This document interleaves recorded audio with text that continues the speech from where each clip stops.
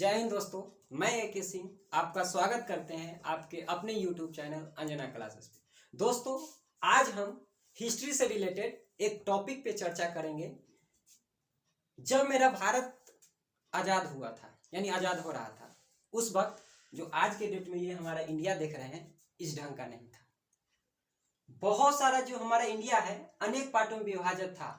कहने का अर्थ है कि लगभग जब देखा गया था, जिस समय हमारा भारत आज़ाद होने वाला था, उस समय देश में कम से कम रियासत जहां राजा के अपना क्या था, राजा अपना राज्य करता था, उसका संख्या 565 था। कितना था? 565। और ब्रिटिश शासित जो भी राज्य था उसकी संख्या 17 थी। यही चीज यहाँ पे समझना है। कहने का अर्थ है कि आज के डेट में जो आप इंडिया को देख रहे हैं वो ऐसा नहीं था, बिल्कुल सब बिखरा हुआ था। और इस बिखराव को मिलाने में अगर किसी का श्रेय जाता है तो एक आदमी जिनको लौह पुरुष के नाम से जाना जाता है, उनका नाम है सरदार वल्लभ भाई पटेल। बिना एक बूंद खून बहाए हुए पूरे देश को इकट्ठा करने वाले नेता का नाम, जो कि हम सब का पूजनीय सरदार वल्लभ भाई पटेल। इसलिए इन्हीं कारणों के कारण उनको लौह पुरुष के नाम से जाना जाता है। तो आइए हम हिस्ट्री पे चर्चा करते हैं कि आखिर क्या विषय था। जो ब्रिटिश शासित था राज्य, उसकी संख्या 17 थी, और छोटा छोटा जो देसी रियासत यानी जहां पे राजा अपना शासन करता था, उसका संख्या था 565। ये जो 17 राज्य था, उसमें जब बंटवारा हुआ भारत और पाकिस्तान का 1947 में, तो 11 को जो ब्रिटिश प्रांत था वो भारत में हो गया था, 3 पाकिस्तान में गया था, और 3 जो था ऐसे राज्य थे, ऐसे ब्रिटिश शासित राज्य थे जिनका बंटवारा दोनों भाग में हुआ, यानी भारत में भी उसका कुछ हिस्सा गया और पाकिस्तान में भी गया। तो जो सिर्फ पाकिस्तान में जो 3 हिस्सा गया था, उसमें एक बलूचिस्तान नाम आता है, दूसरा उत्तर पश्चिमी सीमांत आता है, और तीसरा सिंध आता है। और जो दोनों में जिसका बंटवारा हुआ था उसका नाम आता है पंजाब है, बंगाल है और असम है। यहाँ जो पंजाब वाला एरिया आज देख रहे हैं, तो कुछ पंजाब का एरिया पाकिस्तान में भी गया। यहाँ जो असम का एरिया देख रहे हैं, जो कुछ बांग्लादेश में गया, और एक बंगाल वाला एरिया था। अब समझते हैं कि सारा रियासत जो था लगभग 530 से प्लस, उसको आसानी से सरदार वल्लभ भाई पटेल ने अपने बातों में लाके सबको एक कर लिया था। कुछ ऐसे भी रियासत थी वो बिल्कुल अडिग हो गए थे कि हमको भारत में नहीं मिलना है। आखिर क्यों मिलना चाहेगा? एक राजा से उसकी राजशाही को छीना जा रहा है। कोई राजा चाहेगा कि मेरे से कोई राजशाही छीना जाए? तो सबका यही सोच था कि हमसे जो मेरा अधिकार है वो छीना नहीं जाए। उसमें से 5 नाम जो आपके सामने यहाँ पे मैंने लिखा है। एक जूनागढ़, आज के डेट में जो जूनागढ़ है ये गुजरात के एक जिला पड़ता है, यही जूनागढ़। दूसरा था जम्मू कश्मीर, तीसरा था हैदराबाद, चौथा था त्रावणकोर, 5वां था भोपाल। तो बारी बारी से हम एक एक करके वीडियो के माध्यम से एक एक टॉपिक का चर्चा करेंगे। सबसे पहले जूनागढ़ की चर्चा करते हैं। जूनागढ़ की चर्चा जो एक मजाकिया ढंग से है, इसको बहुत गहराई से हम समझेंगे, और जो आज मेरा टॉपिक है जूनागढ़ पे है। तो दोस्तों, आज हम जो चर्चा करेंगे जूनागढ़ पे करेंगे। दोस्तों, तो जूनागढ़ की कहानी समझने से पहले ये समझेंगे कि जब 1947 के पहले की बात है, जब भारत देश आज़ाद हो रहा था, उस समय भारत के वायसराय का नाम लॉर्ड माउंटबेटन थे। उन्होंने जो भी देसी रियासत था उनके सामने 3 ऑप्शन रखा। अगर आप चाहते हैं कि आप पाकिस्तान का हिस्सा बनो तो आप पाकिस्तान में जा सकते हैं। अगर आप चाहते हो इंडिया में रहो तो आप इंडिया के साथ जा सकते हो। और तीसरा ऑप्शन आपका ये है कि आप न इंडिया का हिस्सा बनना चाहते हो, नहीं पाकिस्तान का हिस्सा बनना चाहते हो, आप स्वतंत्र रहना चाहते हो तो आप स्वतंत्र भी रहोगे।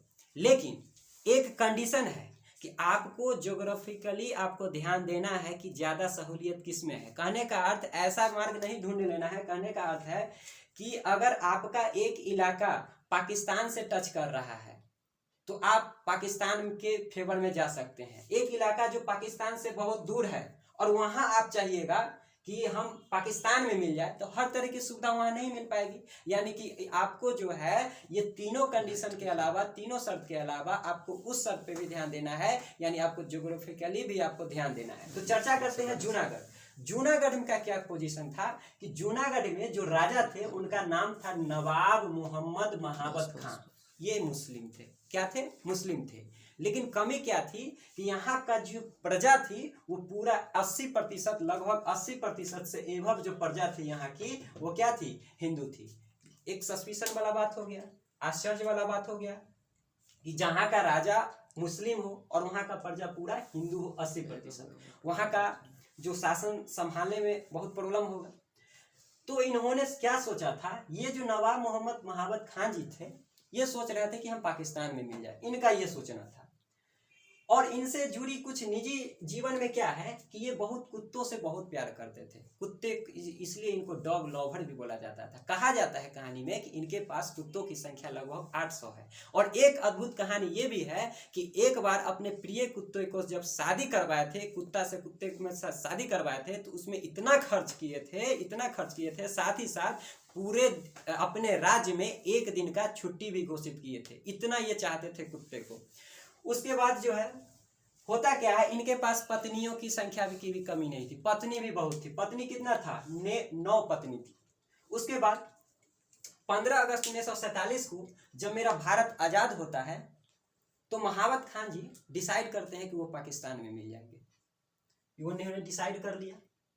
और उसके ठीक एक महीने बाद, ये डिसाइड करने के एक महीने बाद 15 सितंबर को वो पाकिस्तान पे आईओए का फुल फॉर्म होता है इंस्ट्रूमेंट ऑफ एक्सेशन, यानी विलय पत्र पर हस्ताक्षर कर दिए। यानी पूरे रूप से वो पाकिस्तान में क्या हो गए, मिल गए। जब पाकिस्तान में मिल गए तो वहां की जो प्रजा थी आंदोलन करने लगी। वहां की जो प्रजा का जो इच्छा था कि हम पाकिस्तान में नहीं मिलेंगे, हम कहाँ मिलेंगे, इंडिया में मिलेंगे। फिर क्या हुआ कि जब इस बात का पता चला तो भारत में एक नेता हुआ करते थे जिनका नाम था बीपी मेनन, उनको जूनागढ़ के यात्रा पर भेजा गया और वहां के प्रजा से मिले, प्रजा के हित की बात सोचे, प्रजा के मन की बात को सोचे। तो प्रजा की, वहां की जो अधिकांश प्रजा थी, उनकी इच्छा थी कि हम पाकिस्तान में न जाके कहाँ मिलेंगे, इंडिया में मिलेंगे। तो वहां एक नेता उभरते हैं जिनका नाम है संबल दास गांधी। उन्होंने क्या किया, उस राजा के खिलाफ आंदोलन कर दिया और आंदोलन करने के दौरान वहां एक टेम्पोररी गवर्नमेंट का भी नियुक्ति कर दिया। यहां तक की बात है कि जो जूनागढ़ के काल में 2 और रियासत छोटी छोटी हुआ करती थी। जब ये फैसला महाबत खान जी देखे, महाबत खान जी ने जब पाकिस्तान में विलय कर दिया, तो जो उनके अधीनस्थ जो 2 छोटे छोटे रियासत थे, वो भी क्या किए, इनके खिलाफ आंदोलन कर दिए। जब आंदोलन हो गया तब उसके बाद क्या हुआ कि जो संबल दास गांधी आंदोलन किए, टेम्पोररी सरकार का गठन किए। उसके बाद 24 अक्टूबर 1947 की बात है, 24 अक्टूबर 1947 की बात है कि इंडिया ने एक फोर्स भेजा। इंडिया ने क्या भेजा, एक फोर्स भेजा। फोर्स भेजने के बाद वो जूनागढ़ के किले को चारों तरफ से घेर लेते हैं। अब इनके पास जो महाबत खान जी हैं, उनके पास तो कोई चारा है नहीं।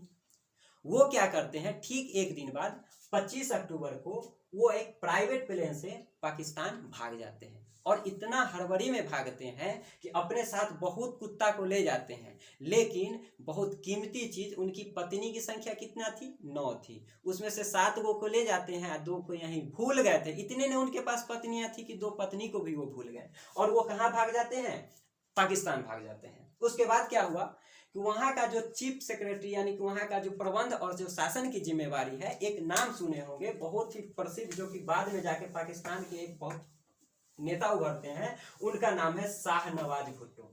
ये शाहनवाज भुट्टो देखते हैं कि यहाँ की जनता जो है बहुत आंदोलन कर रही है, यहाँ जो है शासन चलाना बहुत ही मुश्किल हो गया। तो उन्होंने एक पत्र लिखा, भारत सरकार को एक पत्र लिखा कि भारत सरकार को है जूनागढ़ के मामले में हस्तक्षेप करनी चाहिए। तब वल्लभ भाई पटेल जी कहते हैं ये तो समय आ गया, सही समय आ गया, हम यहाँ पे अपना सेना भेजेंगे। नेहरू जी कहते हैं कि नहीं, यहाँ पे सेना नहीं भेजना है। उसके बाद माउंटबेटन जी बोलते हैं, जो कि वायसराय थे, माउंटबेटन कहते हैं कि नहीं, यहाँ पे आपको सेना नहीं भेजना है। पत्र में उन्होंने लिखा, शाहनवाज भुट्टो ने पत्र लिखा कि भारत सरकार को इसमें हस्तक्षेप करना चाहिए। इस बात पे जो पाकिस्तान की जो सरकार थी बहुत ही आंदोलन करने लगी। क्या करने लगी, आंदोलन करने लगी कि 1 महीना पहले तो यहाँ के महाबत खान जी थे, उन्होंने विलय पत्र पर हस्ताक्षर कर ही दिया, फिर ये जो भारत में मिलने का ये मसला कहाँ से आ रहा है। तब होता क्या है कि सरदार वल्लभ भाई पटेल जी कहते हैं ये शाहनवाज भुट्टो कि ये आप जूनागढ़ का जो किला है, जूनागढ़ जो राज्य है, इसको आप संभालिए, इसको सब कुछ अपने में मिला लीजिए। तो वल्लभ भाई पटेल जी कहते हैं अगर इस ढंग से नॉर्मली अगर हम आपसे विलय पत्र पर साइन करवा लेते हैं तो आने वाला जो इतिहास है हमको देखा जाएगा कि इसको जोर जबरदस्ती में इस पे कब्जा किया गया था। तो उन्होंने एक दल भेजा, केपी मेनन को वहां भेजे जूनागढ़ की यात्रा पे, और उन्होंने बोला कि वहां की हम जनता की राय को जानेंगे कि आखिर जनता क्या चाहती है। यानी जनता की राय जानने को जनमत संग्रह कहते हैं। यानी जनमत संग्रह का अर्थ होता है कि वहां की जनता जो होगी उससे विचार किया जाएगा कि आप क्या चाहते हैं, आप पाकिस्तान में जाना चाहते हैं कि इंडिया में जाना चाहते हैं। फरवरी 1948 आता है और जनमत संग्रह कराया जाता है।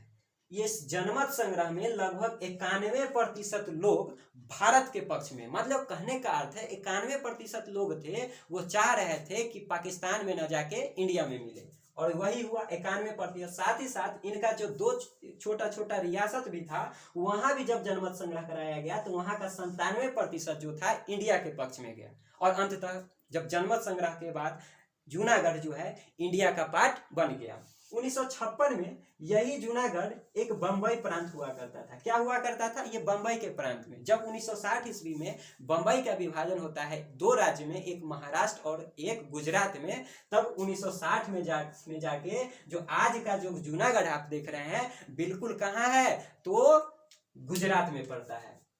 एक छोटा सा बात चलते चलते हम यहाँ बता देते हैं, ये जो शाहनवाज भुट्टो हैं उनके बेटे का नाम जुल्फिकार भुट्टो थे, उनके पुत्र का नाम बेनजीर भुट्टो, और जो दिलावर भुट्टो, ये सब जो खानदान वाला आप नाम सुन रहे हैं वो किनके वंशज है? तो यही शाहनवाज भुट्टो के वजन है। और ये तो आपको पता, ये था जूनागढ़ के। अगले वीडियो में मैं जम्मू कश्मीर के इतिहास को लेकर आऊंगा। इसके बाद देखेंगे कि कैसे कैसे जम्मू कश्मीर में इससे और ज्यादा आंदोलन होता है, उसके लिए बहुत काम करना पड़ता है, मिलाने के लिए ऐसे नहीं मिला था। तो कहने का अर्थ है कि आज की डेट में जो आप पूरा भारत को देख रहे हैं, इसको एक अखंड भारत को देखने का सपना जो अगर आप देखते हैं तो इसका श्रेय जाता है सिर्फ हमारे एक पूजनीय नेता सरदार वल्लभ भाई पटेल, जिनको लौह पुरुष के नाम से जाना जाता है। तो दोस्तों, उम्मीद करता हूं कि ये वीडियो आपको पसंद आया होगा तो लाइक और सब्सक्राइब जरूर कर दें।